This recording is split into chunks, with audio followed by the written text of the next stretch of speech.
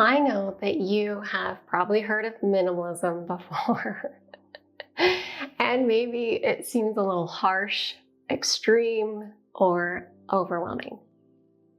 But what if I were to tell you that being a mindful minimalist can actually be nurturing and self-reflective, that it can help you shape the life that you want to create for yourself? As women, we carry so much, and I'm not just talking about our big purses. We carry responsibility and expectations. And I'm going to share with you today how gently decluttering your life can help share your story of who you've been and propel you on a journey of who you are becoming. Have nothing in your house that you do not know to be useful or believe to be beautiful.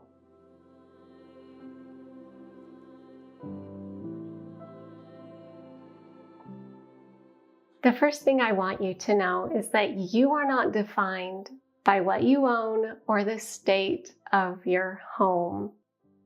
There is no perfect way to live. There are pros and cons to every lifestyle.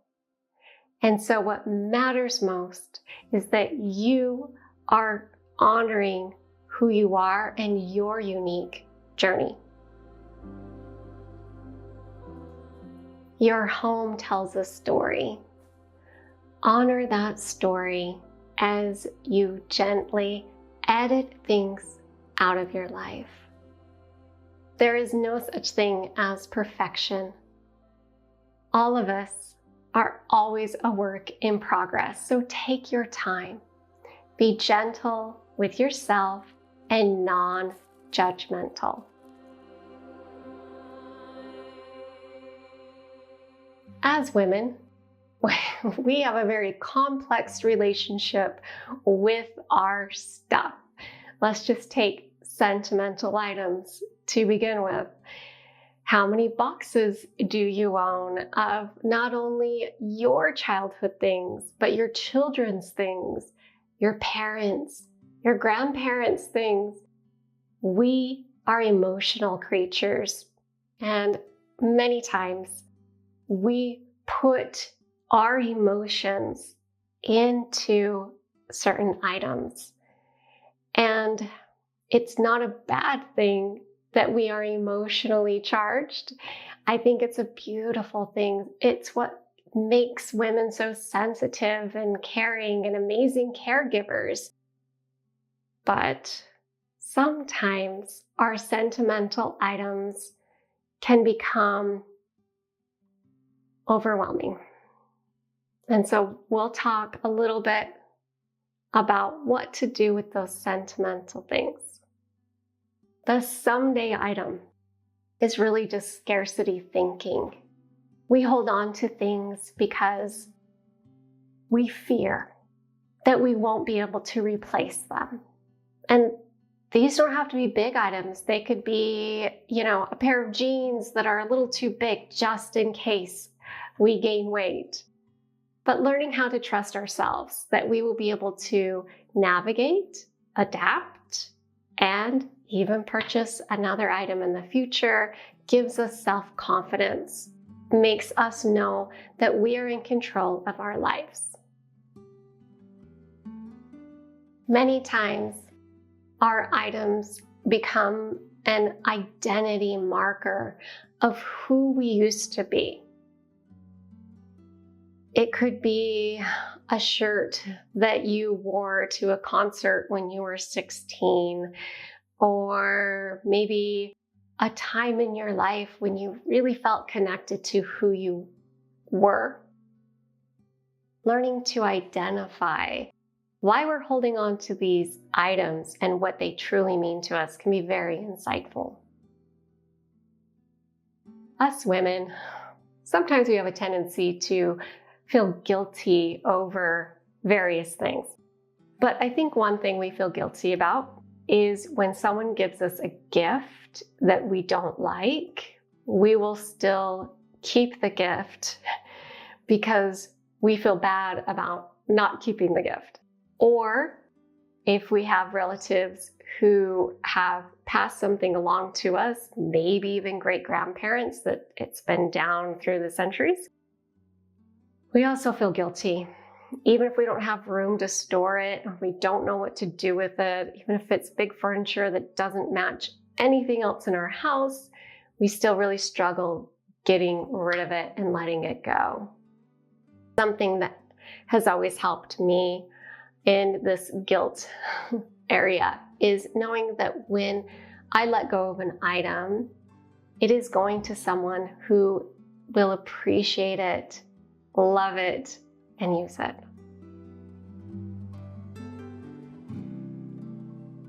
Instead of taking a harsh approach to decluttering, looking at decluttering more like tending a garden. When you have a garden, you go out and you weed a little bit and you're kind of on top of it, you water it. It is the same with eliminating things in your life that no longer serve you.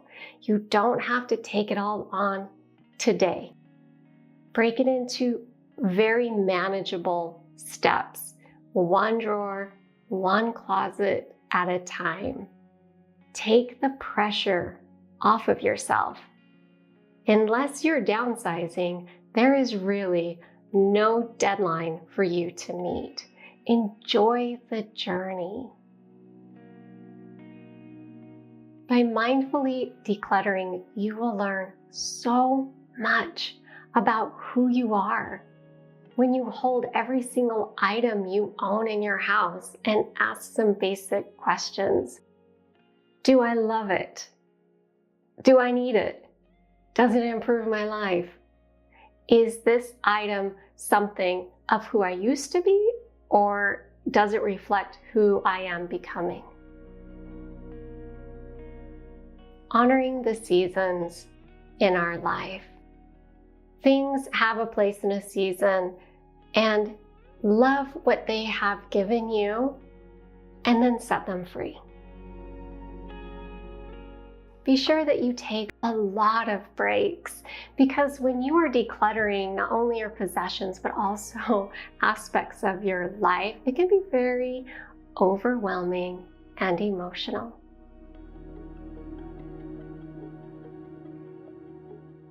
Sentimental items is an area that I think as women we get stuck in. But how do you keep all the sentimental items without feeling like you're drowning in them? And I just want to say that I will never tell anyone to get rid of all of their sentimental things, because that is a choice only for you. So many of our sentimental items we keep because they hold strong emotions and memories for us. So I will give you some ideas of ways that you could handle some of your sentimental things.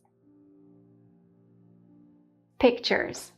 A great remedy for all the photo albums is to take pictures or have them scanned in.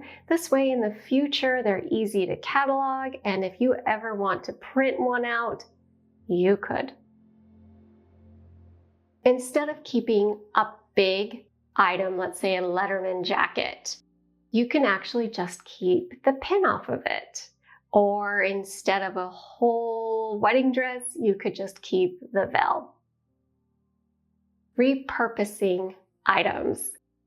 This just came to me in my life class, where a woman asked what to do with the dress she wore at her son's wedding.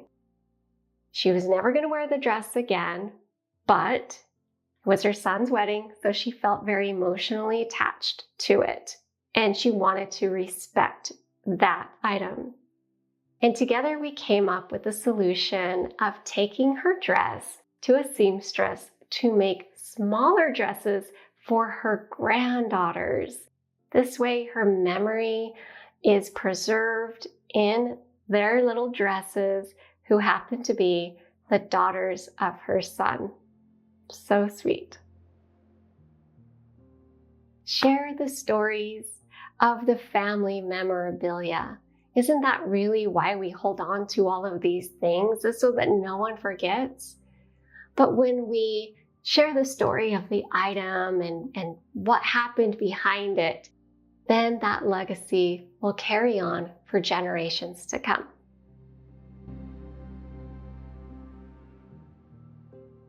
Minimalism isn't just about our physical belongings. Being a mindful minimalist can create space, time, energy, and money for the things that truly matter in our life. Starting with your calendar, eliminate the obligations that you really didn't want in the first place and they don't align with your values. This will free up so much time for the areas that you want to dedicate more of yourself toward. Lovingly look at all of your relationships and nurture the ones that fill your cup, not deplete you. Declutter your mental space. We get caught in these loops of overthinking and analyzing and worrying about so many things that we don't have control over. Some helpful tips are to get it all out, journal it, and then throw it away. Get it out of the head and onto some paper, and releasing all of the worries that you cannot control. If you can't control the outcome, let it go.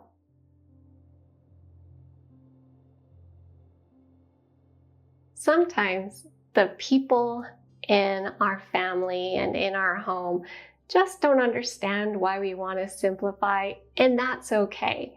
I actually just did a video talking about how to handle this difference in a relationship. I'll leave the link for that in the description below.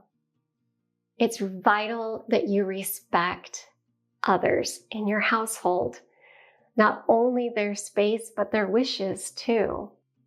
Just because you want to change things up and simplify things doesn't necessarily mean that everyone else is going to be on board. Try to find common ground with everyone, articulating and communicating your desires and hopefully expectations, and finding the common spaces in the house that you can all agree on to keep clutter-free, like the living room and the kitchen. Something that's really helpful if you have a large family is to create a home for everything that belongs in the house. This way, everyone knows where everything belongs, and it really helps keep the home tidy and clean. Respect others' wishes in your household, especially their space and their things.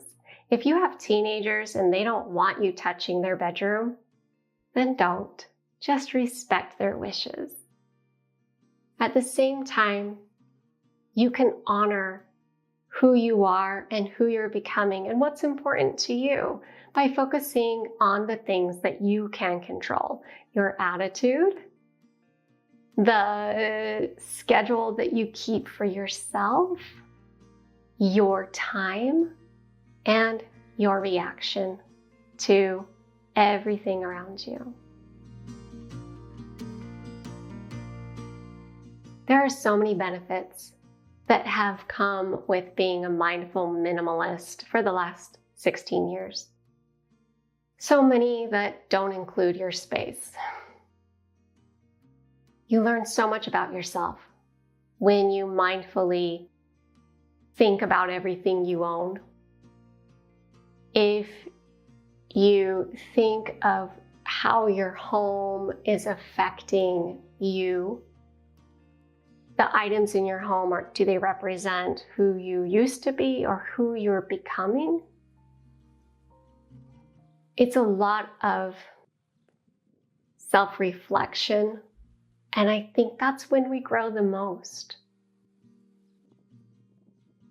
Living mindfully also has taught me how to be grateful and content with what I have. Not looking outside of myself for happiness, but going within to find true peace and joy. Be gentle with yourself. Be patient. Have compassion. You're doing great.